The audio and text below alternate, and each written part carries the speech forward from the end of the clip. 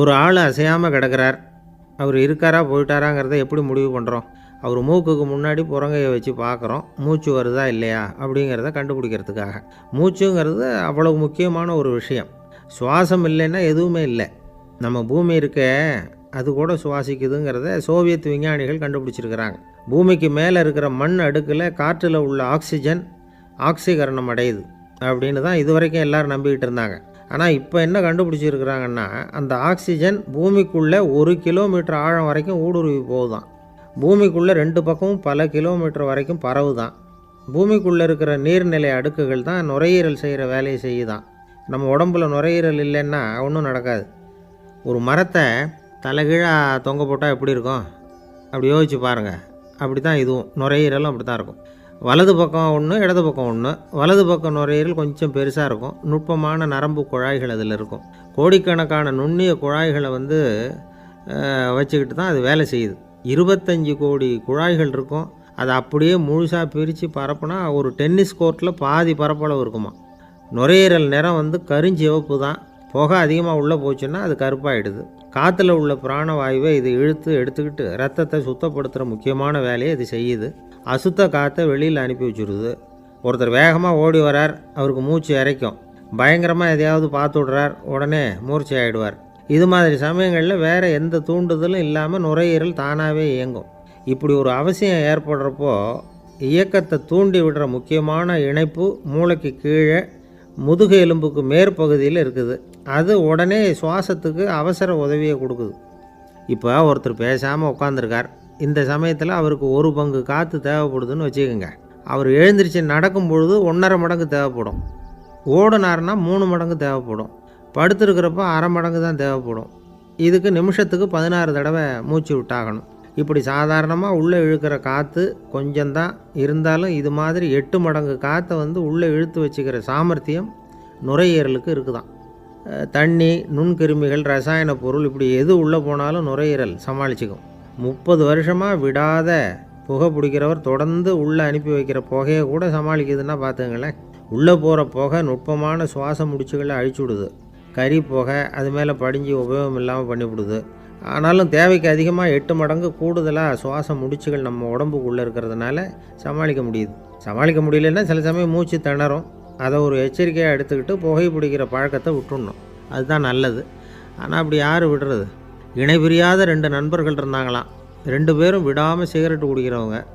அதில் ஒருத்தன் செத்து போட்டான்.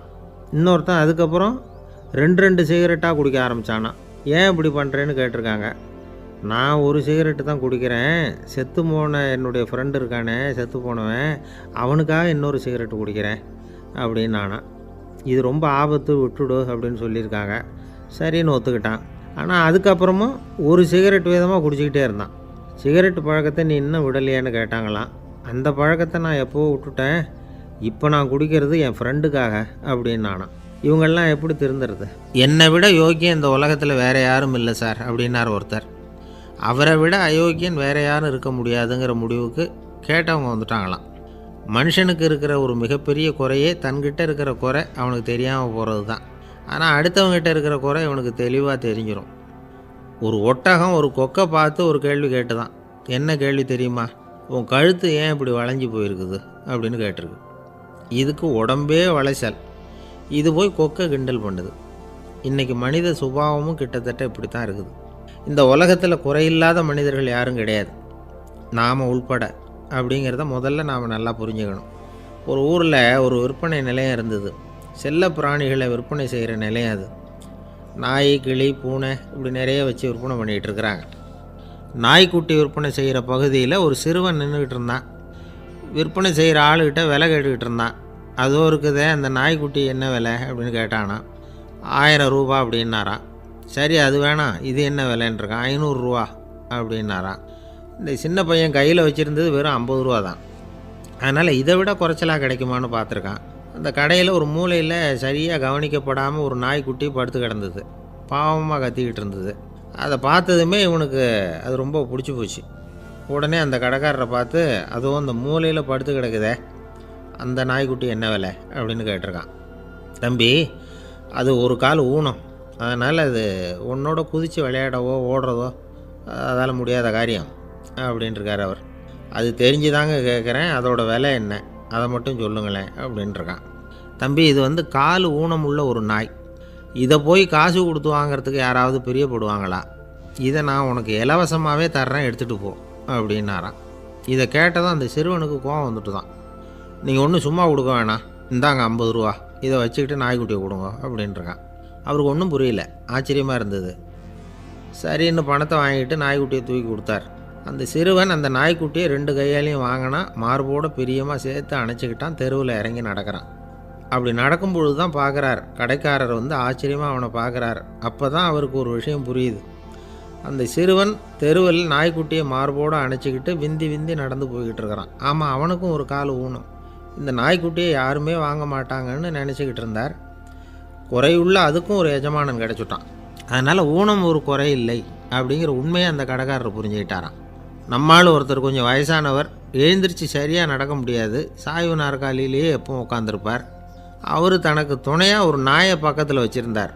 அதுவும் ரொம்ப வயசான ஒரு நாய், எழுந்திரிக்கவே சிரமப்படும், நடக்கவும் முடியாது. அவர் பக்கத்துலேயே இதுவும் சோர்ந்து போய் படுத்து கிடக்கும். அந்த பெரியவரை பார்க்க வந்த ஒருத்தர் கேட்டார், ஏங்க, ஒரு சின்ன பையனை உங்களுக்கு துணையாக வச்சுக்கக்கூடாதா? இந்த நாயை உங்களுக்கு பாதுகாப்பாக வச்சுருக்கிறீங்களே, உங்களுக்கு ஒரு ஆபத்துன்னா இது எப்படி உங்களுக்கு உதவ முடியும் அப்படின்னார். அப்போ அவர் சொன்னாராம், எனக்கு ஒரு ஆபத்துன்னா அந்த சமயத்தில் இந்த நாய் என்னை தனியாக விட்டுட்டு ஓடி போயிடாமல் இருக்கணும்ல, அதுக்காக தான் இதை நான் வச்சுருக்கிறேன் அப்படின்னாராம். நம்மளில் சில பேர் ரொம்ப தைரியமாக இருப்பாங்க. நாம் கூட சொல்கிறது உண்டு, அந்த ஆளுகிட்ட வர்றதுக்கு யமன் கூட பயப்படுவான் அப்படின்னு சொல்கிறது உண்டு. தைரியசாலிகளை நெருங்கிறதுக்கு யமன் பயப்படுவான் அப்படின்னு சொல்கிறது உண்மை தான், அது பொய் இல்லை. மன வலிமை இருக்குது பாருங்கள், அது மனுஷனை காப்பாற்றும். இது வந்து மருத்துவ ரீதியான உண்மை. உடல் கோளாறுகள் மன ஆரோக்கியத்தை பாதிக்கும். மன எழுச்சி, மன போராட்டம் இதெல்லாம் வந்து உடல் இயக்கத்தில் மாறுதலை உண்டாக்குது. சில வகையான நோய்களுக்கும் மனசுக்கும் இருக்கிற சம்பந்தம் என்னங்கிறத பற்றியெல்லாம் இப்போ ஆராய்ச்சி பண்ணுறாங்க. ஆஸ்மா, மூட்டு வலி, பெருங்குடல் அழற்சி, உயர் இரத்த அழுத்தம், சோரியாசிஸுங்கிற தோல் வியாதி, வயிற்று புண்ணு, இந்த தைராய்டு நச்சுத்தன்மை, இது மாதிரி நோய்களை உண்டாக்குறதுல மனசோட பங்கு என்னங்கிறத பற்றியெல்லாம் ஆய்வு பண்ணி பார்த்துருக்குறாங்க. எதுக்கு எடுத்தாலும் சோர்ந்து போகிறது, தோண்டு போகிறது, இப்படிப்பட்ட மனவாகு, அதோட யாரும் நமக்கு உதவ முடியாது அப்படிங்கிற மனோபாவம், கைவிடப்பட்ட மனநிலைமை, இதெல்லாம் வந்து நோயோட தீவிரத்தை ரொம்ப அதிகரிக்க செய்யுதான். இவங்கெல்லாம் அந்த கை கால் வலிக்குது, உடம்பு அசதியாக இருக்குது, தூக்கம் வரல, முதுகு வலிக்குது, உடம்பில் வந்து உணர்ச்சி குறையுது, கை கால் விரல்லாம் மரத்து போகுது, இப்படி ஏதாவது சொல்லிக்கிட்டு டாக்டர்களை தேடி வந்துக்கிட்டு இருப்பாங்க. நெஞ்சு வலி வந்து யாருக்கு வருது தெரியுமா? பதற்றம், போட்டி மனப்பான்மை, அளவுக்கு அதிகமான வேகம், துடிப்பு, பேராசை, இதுலேயும் கட்டுப்பாடு, நேரம் தவறாமை, அப்புறம் இதெல்லாம் வந்து உள்ள மனவாக உள்ளவங்க இருக்கிறாங்கல்ல, அவங்க பெரும்பாலும் நெஞ்சு வலிக்கு ஆளாயிடுறாங்களாம். ஃப்ரீட்மேன் அப்படிங்கிறவர் நிறைய ஆராய்ச்சியெல்லாம் பண்ணி பார்த்துட்டு இதை உறுதிப்படுத்தியிருக்கிறார். அவர் பண்ணின ஆராய்ச்சியில் என்னெல்லாம் தெரிய வந்தது தெரியுமா? பொறுப்பு அதிகம் உள்ளவங்களுக்கு கண்டிப்பாக இரத்த அழுத்தம் வரும், அதிகமாக இருக்குமா. அதே மாதிரி கண்டிப்பாக இருக்கிறாங்கல்ல, அவங்களுக்கும் இரத்த அழுத்தம் அதிகரிக்குமா. இரத்த அழுத்தம் தனக்கு அதிகமாக இருக்குங்கிறத தெரிஞ்சுக்கிட்டவங்க தலைவலி, மயக்கம், இந்த தலை சுத்தல், அசதி, இது மாதிரியான உணர்வுகளை வந்து அவங்களுக்கு வந்துடும், அது மாதிரி உணர்வு. ஆனால் உண்மை என்ன தெரியுமா? இதெல்லாம் வந்து இரத்த அழுத்தத்தினால இல்லை. இரத்த அழுத்தம் கட்டுப்பாட்டுக்குள்ளே இருந்தால் கூட இவங்க இப்படி நினைக்கிறாங்களாம். இதுக்கு காரணம் மனசு தான் அப்படிங்கிறார் அவர். சில பேர் எப்படி தெரியுமா? ஒருத்தர் வந்து மாரடைப்பால் இறந்து போனார் அப்படின்னு கேள்விப்பட்டால் போதும், இறந்து போகிறதுக்கு காரணம் இதயம்தான் அப்படிங்கிற பீதியால், இதய தளர்ச்சி அப்படிங்கிற மனநோயால் பாதிக்கப்படுறார். இவங்கெல்லாம் அடிக்கடி தங்களுடைய இதய பகுதியை தொட்டு பார்த்துக்குவாங்க, நாடியை பிடிச்சி பார்த்துக்குவாங்க, அடிக்கடி மூச்சை உள்ளுக்கு இழுத்து வெளியில் விட்டு வலி வருதா அப்படின்னு பார்த்துக்கிட்டு இருப்பாங்க. வேறு எங்கேயாவது வலிச்சா கூட நெஞ்சை வலிக்குதா அப்படின்னு பார்ப்பாங்க. நெஞ்சு வலிக்குதுன்னு கூட சில பேர் சொல்ல ஆரம்பிச்சிருவாங்க. ஆஸ்மாவுக்கும் மனசுக்கும் சம்பந்தம் உண்டு. தீர்வு காண முடியாத மன போராட்டங்கள் எல்லாத்துக்கும் அடுத்தவங்களையே சார்ந்து இருக்கிற மனநிலை, இதெல்லாம் ஆஸ்மாவினுடைய தீவிரத்தை வந்து அதிகப்படுத்திடும். பயம், இது எப்படின்னா என்ன நடக்குமோங்கிற பதட்ட நிலை, அப்புறம் இந்த பயம் இதெல்லாம் வந்து சுவாசித்தலை வந்து அதிகரிக்க செய்யுது இல்லையா? இதனால் இரத்தத்தின் காரத்தன்மை அதிகமாகி நோயின் தீவிரமும் அதிகமாகுது. மனப்போராட்டம், மனக்கவலை, மன இறுக்கம் இதெல்லாம் வந்து தோல் வியாதியை தூண்டி விடுதான். இது மாதிரி இன்னும் எவ்வளவோ இருக்குது. அதனால் இன்றைக்கி நமக்கு தேவை என்னென்னா மன வலிமை, மலர்ந்த முகம். இது ரெண்டும் இருந்துட்டுதுன்னா பலவிதமான நோய்கள் நம்மக்கிட்ட நெருங்கி வராது. டாக்டர் என்ன நெருங்காமல் இருக்கிறதுக்கு நான் ஒரு காரியம் பண்ணுறேன் அப்படின்னார் ஒருத்தர். அவர் என்ன அர்த்தத்தில் சொன்னார்னா, டாக்டர் வந்து அவரை நெருங்காமல் இருக்கிறதுக்கு அவர் ஒரு காரியம் பண்ணுறாராம். நண்பர்கிட்ட சொன்னார். நண்பர் கேட்டார், அது என்ன காரியம் பண்ணுற அப்படின்னு கேட்டார். தினம் ஒரு ஆப்பிள் பழம் சாப்பிட்றேன்னார் அவர். ஏன்னா ஆங்கிலத்தில் ஒரு பழமொழி சொல்லுவாங்கள்ல, an apple a day keeps doctor away அப்படிம்பாங்க. ஒரு ஆப்பிள் பழம் சாப்பிட்டா டாக்டர் விலகியே இருப்பார், டாக்டர்கிட்ட போக வேண்டிய அவசியம் இருக்காது அப்படிங்கிறதுக்காக அந்த பழமொழி சொல்கிறது. என்ன நான் யாருமே நெருங்காமல் இருக்கிறதுக்கு நான் ஒரு காரியம் பண்ணுறேன்னார் இன்னொருத்தர். டாக்டர் நெருங்காமல் இருக்கிறதுக்கு ஆப்பிள் பழம் சாப்பிட்றேன்னார் அவர். என்னை யாருமே நெருங்காமல் இருக்கிறதுக்கு நான் ஒரு காரியம் பண்ணுறேன்னார் இன்னொருத்தர். அது என்னன்னு கேட்டோம். தினம் ஒரு பூண்டு சாப்பிட்றேன்னார். ஏ கார்லிக் எ டே கீப்ஸ் எவ்ரிபடி அவே அப்படின்னு அதுக்கு ஒரு புது விளக்கமும் கொடுத்தார். காசி மாநகரத்தை பிரம்மதத்தன் அப்படிங்கிற ராஜா ஆட்சி பண்ணிட்டு வந்தார். அவர் ஒவ்வொரு வருஷமும் ஒரு திருவிழா நடத்துறது வழக்கம். எல்லா தேசத்திலிருந்தும் எல்லா வகையான ஜனங்களும் அதில் வந்து கலந்துக்குவாங்க. ஒரு சமயம் அது மாதிரி விழா நடந்துக்கிட்டு இருந்தது. வைகுண்டத்திலேருந்து தேவலோகத்திலேருந்து நிறைய தேவகுமாரர்கள்லாம் காசி நகருக்கு அப்போது வந்திருந்தாங்க. அதில் முக்கியமாக ஒரு 4 தேவகுமாரர்கள். அந்த 4 பேரையும் சுற்றி ஏகப்பட்ட கூட்டம். அப்படி என்ன விசேஷம் அவங்கக்கிட்ட அப்படின்னா, மற்றவங்களை விட அவங்க முகம் அழகாக இருந்ததா அப்படி பார்த்தா அப்படியும் இல்லை. அவங்க அணிஞ்சிருந்த மலர் மாலைகள் தான் அதுக்கு காரணமாக. அந்த மலர்கள்லேருந்து அப்படி ஒரு அபூர்வமான நறுமணம். இதுக்கு முன்னாடி இப்படி ஒரு நறுமணத்தை அந்த ஊர் ஜனங்க அனுபவிச்சதே இல்லை. அதுதான் அந்த 4 பேரையும் சுற்றி கூட்டம். எல்லோரும் கேள்வி கேட்க ஆரம்பித்தாங்க. உடனே அந்த 4 தேவகுமாரர்களும் எல்லாருக்கும் தெரியும்படியாக வானத்தில் எழும்பி கொஞ்சம் உயரமாக நின்றுக்கிட்டாங்க. கீழே நின்றுக்கிட்டு இருந்த அரசன்லேருந்து ஆண்டி வரைக்கும் ஒருத்தர் பாக்கி இல்லாமல் ஒரே குரலில் எல்லாரும் அவங்கள பார்த்து, எங்களுக்கும் இது மாதிரி மாலையை போட்டுக்கணும்னு ஆசையாக இருக்குது, அதுக்கு நீங்கள் தான் அருள் பண்ணணும் அப்படின்னு கேட்டுக்கிட்டாங்க. மாலை போட்டுக்கிறதுனா எல்லாருக்கும் ஆசையாக தானே இருக்கும். அந்த 4 தேவகுமாரர்களில் ஒருத்தர் புத்தர் பிரான். அவர் சொன்னார், பூலோகவாசிகளே, நான் சொல்கிறத கொஞ்சம் பொறுமையாக கேளுங்க. கக்காரு அப்படிங்கிற கற்பக விருட்சத்தின் மலர்களால் தொடுக்கப்பட்டது இந்த மாலை. இதுக்கு நிறைய சக்தி உண்டு. எந்த காலமும் இது வாடாது, வாசனையும் குறையாது. ஆனால் இதை அணிந்து கொள்கிறதுக்கு சில தகுதிகள் தேவை அப்படின்னார். என்ன தகுதி அது சொல்லுங்களேன் அப்படின்னு ஏக காலத்தில் எல்லாரும் சத்தம் போட்டாங்க. தீய இயல்புகள் உள்ளவங்க, இழிந்த சிந்தனை, இழிந்த செயல் உள்ளவங்க இந்த மாலையை அணிய முடியாது அப்படின்னார். அவ்வளோதான். கூட்டத்தில் சத்தம் போட்டவங்கள்லாம் மெதுவாக அப்படி அடங்க ஆரம்பிச்சிட்டாங்க. இன்னொரு தேவகுமாரன் சொன்னார், அடுத்தவங்க பொருளை அபகரிக்காதவன், அடுத்தவங்களுக்கு கெடுதல் பண்ணக்கூடிய பொய் பேசாதவன், பேராசையினால் கெட்ட வழியில் பொருள் ஈட்ட நினைக்காதவன் இந்த மாலையை போட்டுக்கலாம் அப்படின்னார். கூட்டத்திலேருந்து யாரும் முன்னுக்கு வரல. ஒரே ஒரு ராஜகுரு மட்டும் கொஞ்சம் முன்னாடி வந்தார். பெரியவர், படித்தவர் அவர். எனக்கு தகுதி இருக்குது அந்த மாலையை போட்டுக்கிறதுக்கு அப்படின்னார்.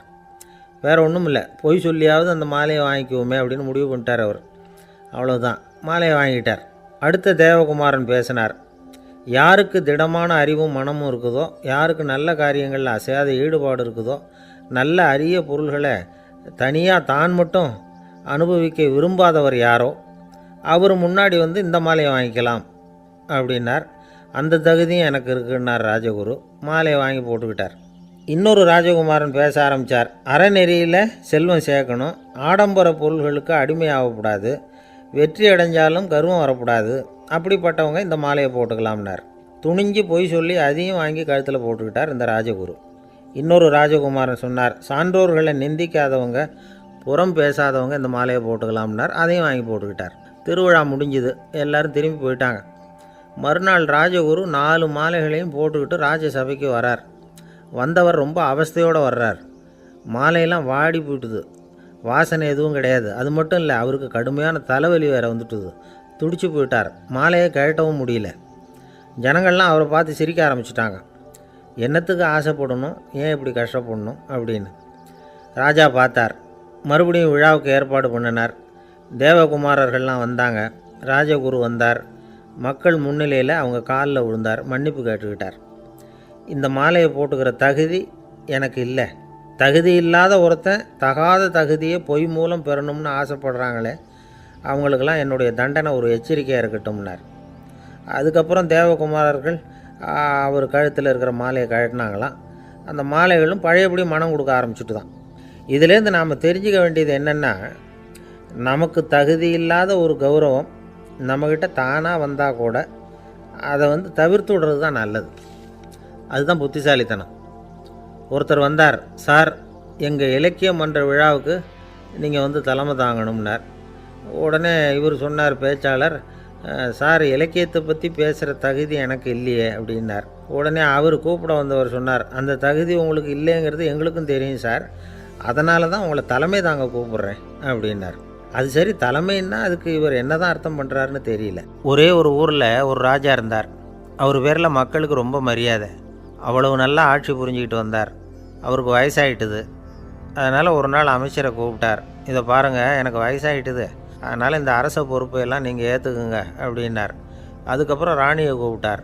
வா, நாம் இனிமேல் இங்கே இருக்க வேணாம், காட்டுக்கு போய் தவம் பண்ணலாம் அப்படின்னு கூப்பிட்டார். இந்த செய்தி மக்களுக்கு அறிவிக்கப்பட்டது. மக்கள் உடனே கூட்டம் கூட்டமாக அரண்மனைக்கு வர ஆரம்பிச்சிட்டாங்க.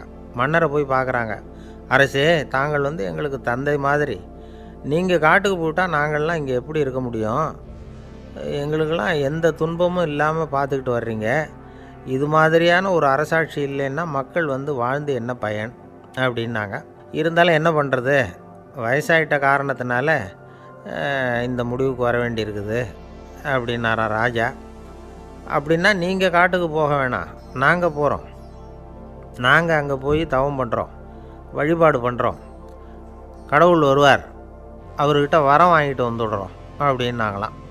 அப்படி சொல்லிவிட்டு உடனே எல்லோரும் காட்டுக்கு போனாங்க. நாட்டு மக்கள் எல்லாரும் ஒட்டு மொத்தமாக காட்டில் உட்காந்துக்கிட்டு தவம் பண்ணுறதை பார்த்தார் கடவுள். உடனே புறப்பட்டு வந்தார்.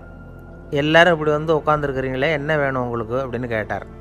உடனே மக்கள் எல்லாரும் ஒரு குரலில் சொன்னாங்க, சுவாமி, எங்கள் மன்னன் ரொம்ப நாளைக்கு நல்லபடியாக இருக்கணும். அவர் மகிழ்ச்சியாகவும் உடல் நலத்தோடும் இருந்தால் தான் நாங்கள் அமைதியாக வாழ முடியும் அப்படின்னாங்க. சரி, அதுக்கு என்ன செய்யணும் அப்படின்னார் ஆண்டவன். எங்கள் மன்னருக்கு இன்னும் ஒரு 100 வருஷம் ஆயுளை கொடுங்க அப்படின்னாங்க. அவ்வளவு தானே, சரி அப்படியே ஆகட்டும் அப்படின்னு சொல்லிவிட்டு ஆண்டவன் போயிட்டார்.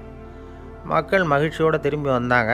மன்னா, கடவுள் வரம் கொடுத்துட்டார், நீங்கள் 100 வருஷம் வாழ போகிறீங்க அப்படின்னாங்க. இதை கேட்டதும் ராணி ராஜாவை வணங்கி, நான் தவம் செய்ய போகிறேன் அப்படின்னு புறப்பட்டாங்க. உடனே மக்கள் என்ன நினச்சாங்க தெரியுமா? ஐயோ, நாம் ராஜாவுக்கு மட்டும்தானே நீண்ட ஆயுள் வேணும்னு வரம் வாங்கினோம், ராணிக்கு வாங்கலையே, அதுதான் கோபத்தில் புறப்பட்டாங்க போல இருக்குது அப்படின்னு நினச்சி வருத்தப்பட்டாங்க. ஆனால் ராணி நினச்சது அது இல்லை. ராணி போய் தவம் பண்ணாங்க, கடவுள் காட்சி கொடுத்தார். இவங்க கேட்குறாங்க, சுவாமி, ராஜாவுக்கு மட்டும் 100 வருஷம் ஆயுள்னு வரம் கொடுத்துட்டீங்க, அப்படின்னா குடிமக்களும் 100 வருஷம் இருக்கணும். இப்படிப்பட்ட குடிமக்கள் இல்லைன்னா அப்படிப்பட்ட அரசன் இருந்து என்ன பிரயோஜனம் அப்படின்னாங்களாம். ஆண்டவன் பார்த்தார். சரி, அவங்களும் 100 வருஷம் வாழ்வாங்க, அது மட்டும் இல்லை, நீயும் 100 ஆண்டு காலம் வாழ வரமளிக்கிறேன் அப்படின்னு சொல்லிவிட்டு மறைஞ்சிட்டார். இதில் ஆண்டவன் வர்றதும் மறையிறதும் முக்கியம் இல்லை. இதில் கவனிக்க வேண்டியது ஆள்கிறவனின் விசால மனம், குடிமக்களின் விசால மனம், ஆள்கிறவன் மனைவியினுடைய விசால மனம். இப்படி ஒரு நாடு இருந்துட்டுதுன்னா எப்படி இருக்கும் வாழ்க்கை நினச்சி பாருங்கள். அதனால தான் பெரியவங்கள்லாம் சொல்கிறாங்க, இதய வாசல் திறந்தே இருக்கணும், இதயத்தின் கதவுகளை மூடாதீங்க அப்படின்னு சொல்லுவாங்க. என்கிட்ட ஒருத்தர் சொன்னார், என்னுடைய இதய வாசல் எப்பவும் திறந்தே தான் இருக்குதுன்னார். எதனால் அப்படி சொல்கிறீங்க அப்படின்னு கேட்டோம். டாக்டரே சொல்லிவிட்டார், என்னுடைய இதயத்தில் ஒரு ஓட்டை இருக்குது அப்படின்னு, வால்வு சரியில்லையா அப்படிங்கிறார். அளவுக்கு மிஞ்சினால் அமிர்தமும் நஞ்சு அப்படின்னு சொல்லுவாங்க. அது உண்மைதான். ஒருத்தருக்கு அளவுக்கு மீறிய புகழ் வந்துட்டுதுன்னு வச்சுங்க, அது கூட ஆபத்தாக போயிடுறது உண்டு. பழங்காலத்துல எல்லாம் கிரேக்க தேசத்தில் ஒரு பழக்கம் உண்டாம். அதாவது யாராவது ஒருத்தரை நாடு கடத்தணும்னா அதுக்கு ஒரு வழி உண்டு. அதாவது ஒருத்தரை நாடு கடத்தணும்னு மக்கள் விரும்புகிறாங்கன்னு வச்சுங்களேன், அவர் பேரை ஒரு மண்பாண்ட ஓட்டுச்சில்லில் எழுதி அதை ஒரு குறிப்பிட்ட பொது இடத்துல போட்டுற வேண்டியது, அவ்வளவுதான். இது மாதிரி பல பேர் போட்டுக்கிட்டே இருப்பாங்க, எல்லாம் அப்படியே குவிஞ்சு போயிடும். அந்த ஓட்டாஞ்சில்லு குவியலில் யாருடைய பேர் அதிகமாக இருக்குதோ அந்த நபரை ஒரு 10 ஆண்டுகள் நாடு கடத்தி விடுவாங்க. இது அந்த ஊர் வழக்கமாக. ஒரு நாள் அந்த குவியலுக்கு பக்கத்தில் ஒரு ஆள் நின்றுக்கிட்டு இருக்கிறான். அவன் கையில் ஒரு ஓட்டாஞ்சில்லு வச்சுருக்கிறான். அதில் யாரோட பேரையோ எழுதணும், எழுதி அந்த இடத்துல போடணுங்கிறது அவன் ஆசை. ஆனால் அவன் படிக்காதவன், அதனால் எழுத தெரியல. யாராவது அந்த வழியாக வர்றாங்களான்னு பார்த்துக்கிட்டே நின்றுக்கிட்டு இருந்தான். ஒரு பெரியவர் வந்துக்கிட்டு இருந்தார். அவர்கிட்ட ஓடினான். கையில் இருந்த மண்பாண்ட சில்லை கொடுத்தான். ஐயா, இதில் ஒரு பேர் எழுதி கொடுங்களேன்னா. அந்த பெரியவர் அதை வாங்கி கையில் வச்சுக்கிட்டு, என்ன பேர் எழுதணும் சொல்லு அப்படின்னா.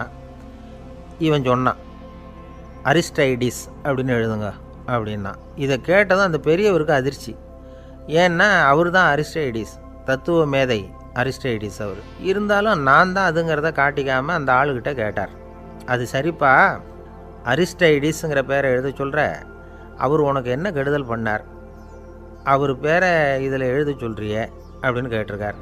அதுக்கு இவன் சொன்னானா, அவர் எனக்கு எந்த கெடுதலும் பண்ணலை, அவரை நான் பார்த்தது கூட இல்லை அப்படின்ட்டுருக்கான். அப்புறம் எதுக்காக அவரை நாடு கடத்தணும்னு நீ ஆசைப்படுற அப்படின்னு கேட்டிருக்கார்.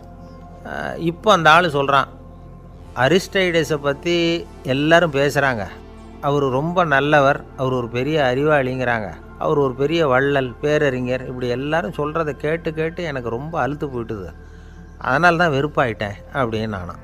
இதிலேருந்து என்ன தெரியுது? நாம் நல்லவனாக இருக்கிறதுல ஒன்றும் இடைஞ்சல் இல்லை. ஆனால் நம்மளை நல்லவன் நல்லவன் எல்லாரும் சொல்ல ஆரம்பிச்சிட்டாங்கன்னு வச்சுக்கோங்க, அப்போ இடைஞ்சல் ஆரம்பம்னு அர்த்தம். எதுவுமே அளவுக்கு மிஞ்சி போகாமல் பார்த்துக்க வேண்டியது ரொம்ப அவசியம். அளவுக்கு அதிகமாக ஆசைப்படாதவங்களில் ஆப்ரஹாம் லிங்கனும் ஒருத்தரான். அவர் ஒரு தடவை தன்னுடைய நண்பர்கள்கிட்ட பேசிக்கிட்டு இருந்தாராம். ஒருத்தர் கேட்டிருக்கார், ஒரு மனுஷனுக்கு கால்கள் எவ்வளோ உயரம் இருக்கணும் அப்படின்னு கேட்டாராம். இதுக்கு ஆப்ரஹாம் லிங்கன் சொன்னாராம், அது என்ன, இடுப்புலேருந்து தரையை தொடுற அளவுக்கு உயரம் இருந்தால் போதும் அப்படின்னாராம்.